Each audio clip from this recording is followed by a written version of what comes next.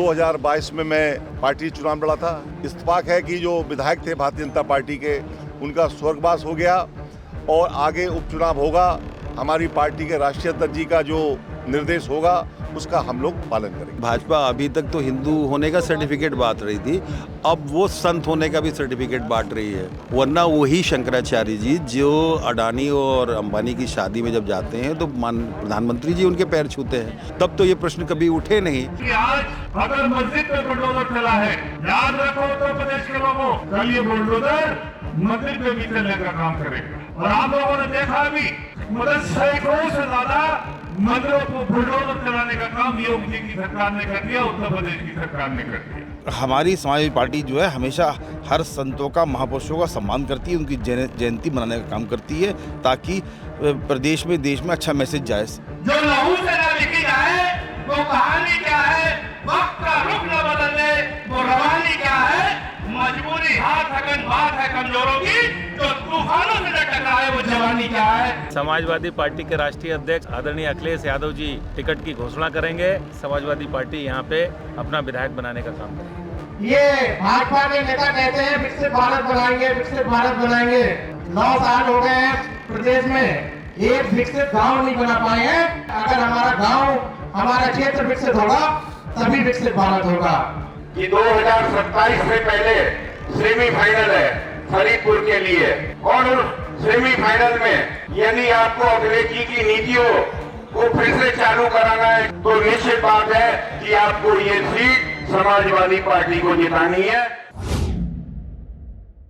आदाब, नमस्कार, मैं वसीम अख्तर और आप देख रहे हैं द लीडर हिंद। यूपी के जिला बरेली में समाजवादी पार्टी के दिग्गज फरीदपुर सुरक्षित सीट के गांव धीरपुर पहुंचे थे।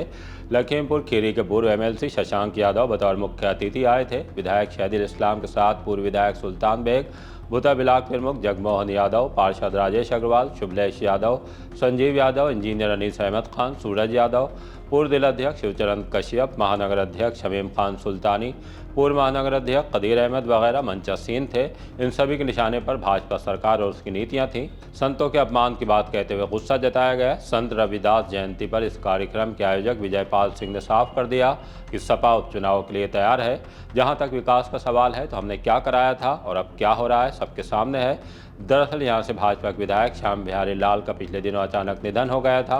ऐसे में यहां उपचुनाव की हलचल है। समाजवादी पार्टी ने चुनावी माहौल में ताल ठोकने का बाकायदा आगाज कर दिया है। कैसे, आइए आपको धीरपुर लिए चलते हैं। फरीदपुर विधानसभा में हम लोग मौजूद हैं। ग्राम धीरपुर है और मेरे पीछे आप देख रहे हैं आज संत रविदास जी की जयंती का ये समारोह है और यहाँ पर समाजवादी पार्टी पूरे जोश और खरोश के साथ अब पूरी तरीके से अब चुनावी मोड में आ चुकी है, क्योंकि फरीदपुर के जो विधायक थे श्याम बिहारी जी, उनका जब निधन हुआ है उसके बाद से माना जा रहा है कि इस विधानसभा में उपचुनाव होगा। उपचुनाव को लेकर पूरी तरीके से जो दमखम के साथ सभा मैदान में दिख रही है और बड़ी संख्या में यहाँ पर जो आप देख सकते हैं कि एक जनसभा को यहाँ पर आयोजित किया गया है, जिसमें लोग बड़ी संख्या में यहाँ पर जुटे हैं और देख सकते हैं अपने जो नेता हैं उनको यहाँ पर सुनते हुए नजर आ रहे हैं। और पूरे मंच पर अगर बात करें तो पूरी समाजवादी पार्टी की टीम है और यहाँ पर जो पूर्व एमएलसी हैं और यहाँ पर जो एसआईआर के प्रभारी बनाए गए हैं वो शशांक यादव जी भी यहाँ पर मौजूद हो चुके हैं। और उसके बाद तो पूरी जो प्रदेश की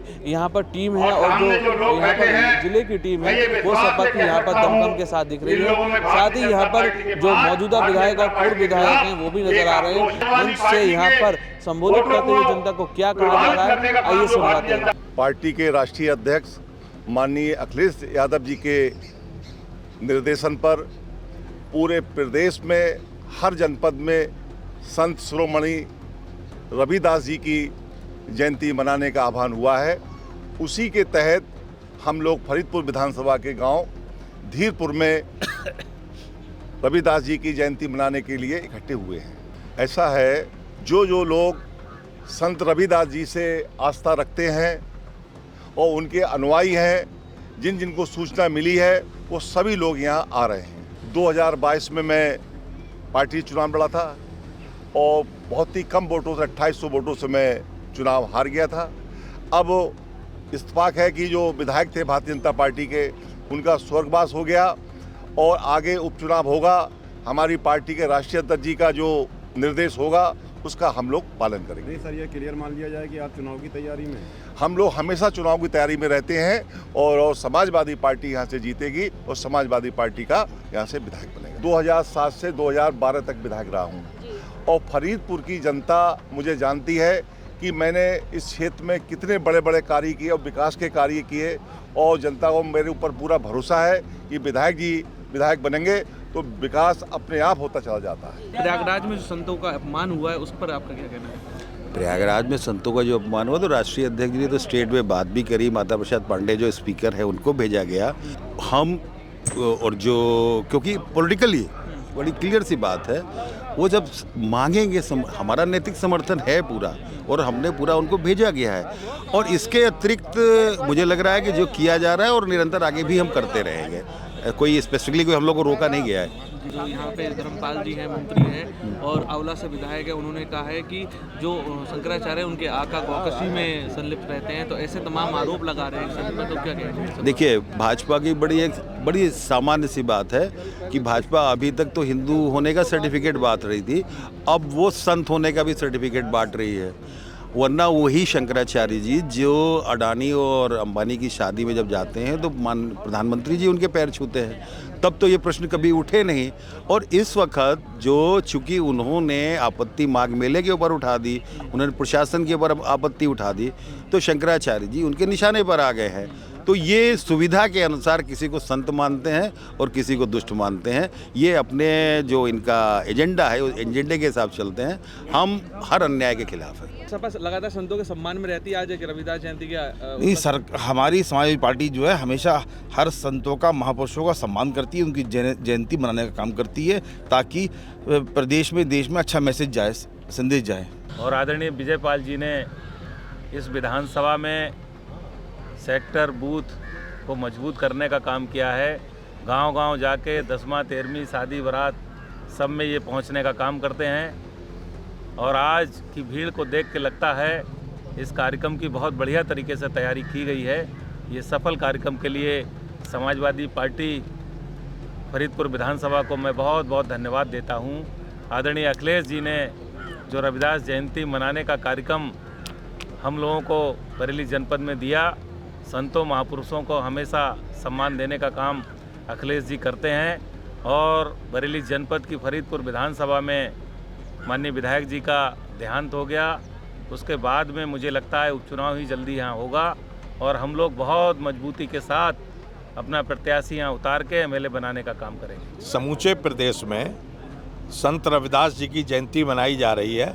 आज 649वां की जयंती संत रविदास जी की है और हमारे देश में जिन महापुरुषों का, जिन्होंने अपना एक रास्ता प्रशस्त किया है, जैसे हम भीमराव अंबेडकर जी को याद करते हैं तो इसलिए याद करते हैं, उन्होंने गरीबों, मजदूरों और दलितों, पिछड़ों के लिए उनकी आवाज़ उठाने का उनका रास्ता प्रशस्त किया था संविधान के माध्यम से।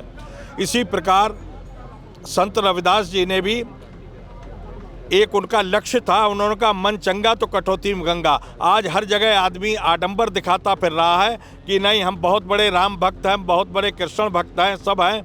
भक्ति सब करते हैं, अपने अपने धर्म के अनुयायी सब होते हैं, अपने अपने धर्म के बारे में सभी अच्छा विचार रखते हैं, लेकिन एक दिखावा होता है, एक मन से होता है। संत रविदास जी ने ये कहा था कि मन चंगा तो कटौती में गंगा। और हमारे अगर हम मन से भगवान को याद करते हैं, मन से अपने पैगंबर को याद करते हैं, मन से अपने पथ प्रदर्शक को याद करते हैं, तो निश्चित रूप से आपके साथ सब होंगे। लेकिन एक दिखावा होता है, एक मन से होता है। तो इसी प्रकार से संत रविदास जी ने इस प्रकार का रास्ता प्रशस्त किया था। अगर आपका मन साफ है तो सारी दैविक शक्तियां आपके साथ होंगी, और ये संत रविदास जी ने करके दिखाया। जैसे अभी पूर्व वक्ता ने मंच से बताया था कि उन्होंने कहा था कि आप गंगा मैया जा रहे हो, हम गंगा मैया को यहाँ से ही हमारा ये सिक्का गंगा मैया हाथ बढ़ा के लेंगी, आप लोग बरसों से मन्नत कर रहे हो। तो वो था सच्चे दिल की बात और सच्ची भक्ति का कारण संत रविदास जी के। उत्तर प्रदेश में समाजवादी पार्टी की सरकार बनी, तब यहाँ से समाजवादी पार्टी को आप लोगों ने जिताकर उत्तर प्रदेश की विधानसभा में भेजने का काम किया। तो एक तो ये जो परंपरा चली आ रही है कि ये विधानसभा समाजवादियों का है, ये विधानसभा समाजवादियों के लिए ही बनी है, समाजवादी ही यहाँ से जीतेगी। इस परंपरा को आप लोग आगे भी कायम रखें, बहुत जरूरी है। और ये बीजेपी के लोग तो हमेशा भेदभाव बंटवारे की बात करते हैं, भेदभाव और बंटवारा हमेशा करने की बात करते हैं।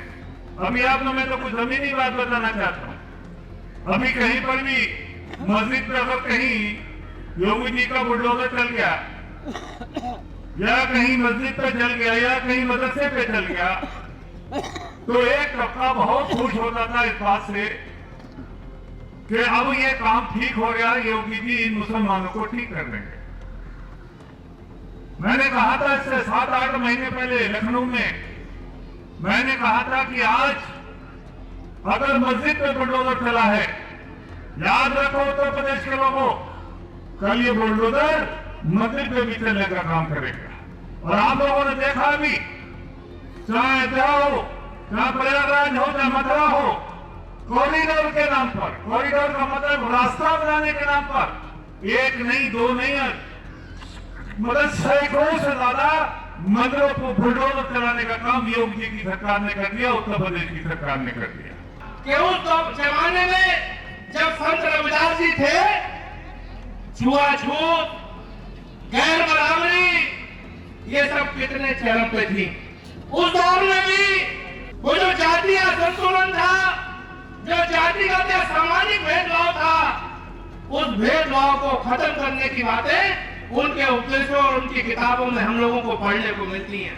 संत शिरोमणि होने के साथ साथ मैं तो उन्हें समाजवादी संत भी कहना चाहता हूँ। समाजवादी संत इसलिए कि जो व्यवस्था समाजवाद में की गई है, जो विचार समाजवादी पार्टी के या समाजवादी नेताओं के रहे हैं, उसी तरह के विचार संत शिरोमणि आदरणीय रविदास जी ने समाज के सामने रखे। ये भाजपा के नेता कहते हैं विकसित भारत बनाएंगे, विकसित भारत बनाएंगे। आज 9 साल हो गए हैं, प्रदेश में एक विकसित गांव नहीं बना पाए हैं, जो ये कहते हैं कि हम विकसित भारत बनाएंगे।